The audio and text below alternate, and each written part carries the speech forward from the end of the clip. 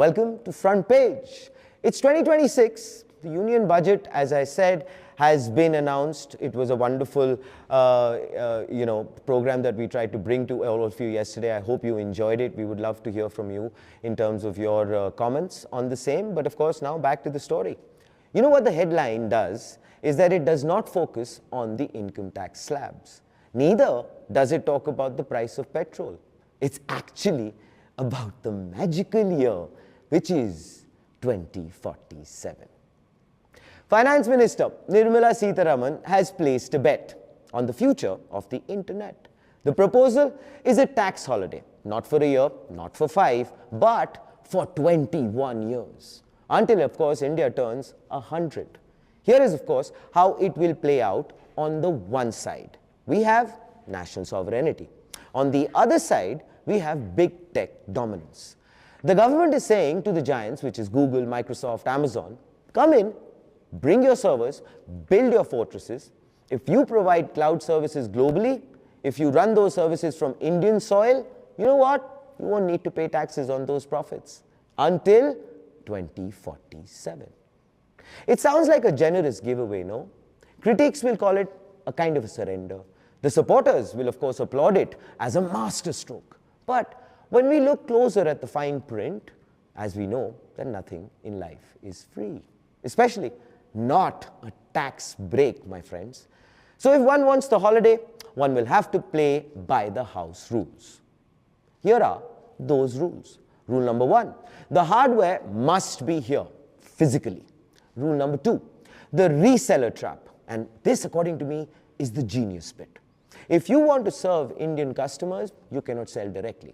You must go through an Indian reseller, a local middleman, if you will. Which means Indian businesses get a cut of the pie. And that's where the genius bit is. And also, of course, means the revenue from us, the domestic users, gets taxed right here, while they get the exemption on the global sales. We tax the local sales. And the government just bought a new paddle.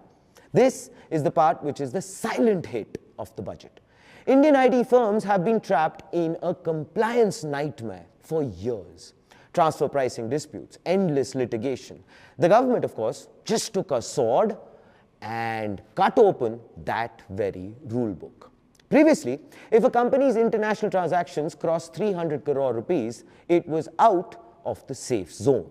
It was actually greeted into the audit jungle.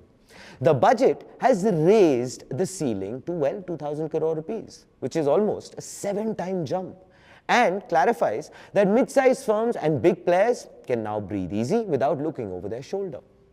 Then, of course, there is the part which is boring but definitely matters, which is transfer pricing. Usually, this is where the lawsuits have a field day. The government has decided to pull all that to bed by introducing a 15% safe harbor. If the cost between the Indian data center and the global parent overlap, they have capped the margin.